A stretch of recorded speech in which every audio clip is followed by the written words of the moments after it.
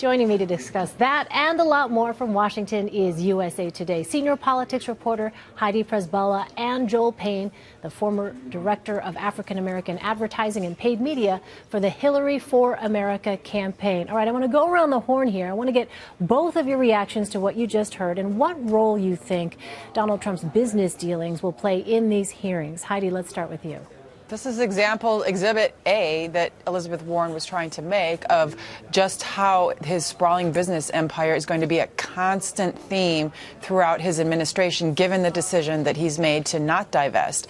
And I think it was about much more than just this pointed question that she was trying to ask about whether HUD policies will help Donald Trump. It was to demonstrate how his decision to not divest is going to cut across a lot of his policies. Joel, what did you think? I think Heidi is spot on.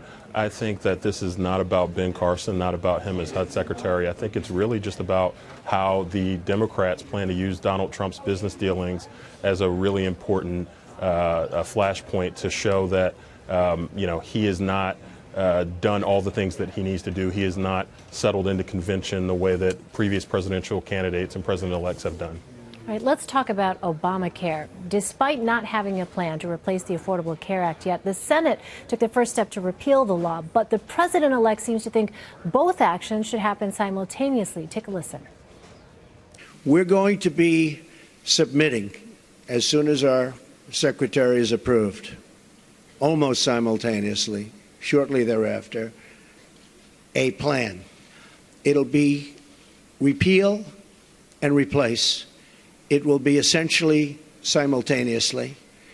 It will be various segments, you understand, but will most likely be on the same day or the same week, but probably the same day, could be the same hour.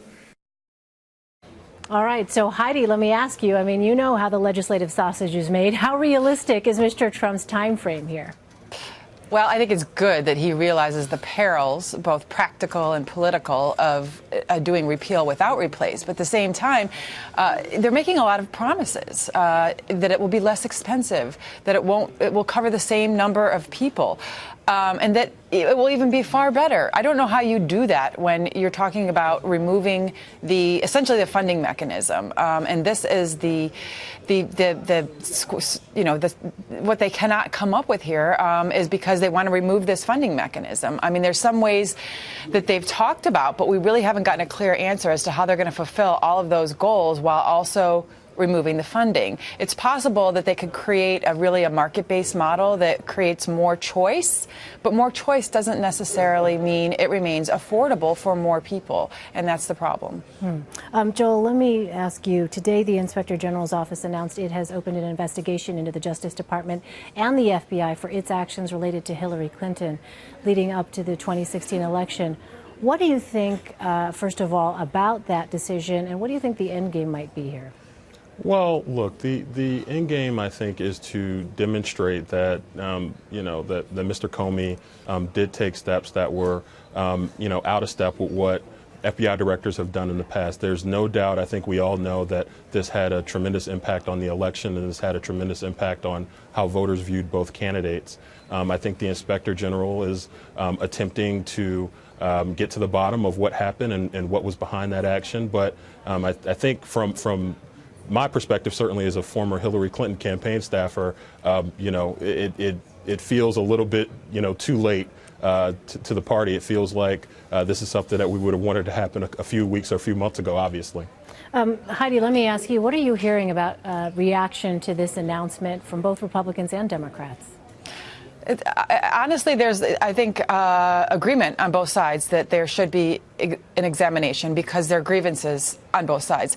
I think that the Democratic grievances are absolutely more serious given the timing.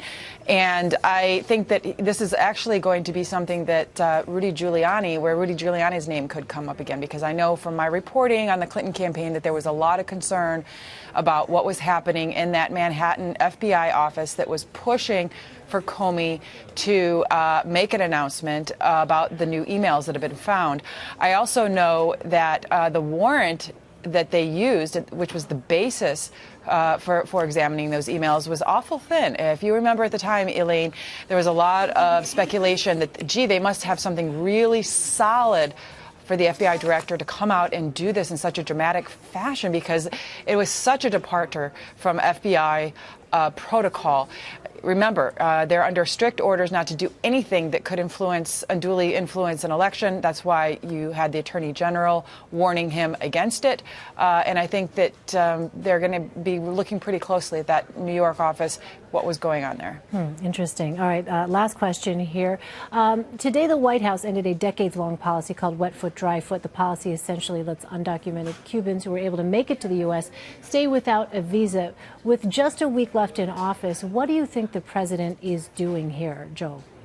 Well, it seems pretty obvious that the president has decided that Cuba is a central part of his legacy and has decided to be very aggressive. Even if you go back to when Fidel Castro passed away and the statement that the White House put out, which caused a lot of stir. This is not making the president a lot of friends, even in his own party. I saw Bob Menendez put out a statement that was very negative on the president's actions today. But it's pretty clear that the president has decided that this is a central part of his legacy and that he's going to stake a lot of his legacy on what happens in Cuba. All right. Heidi Przybyla and Joel Payne in Washington, thank you both for joining us.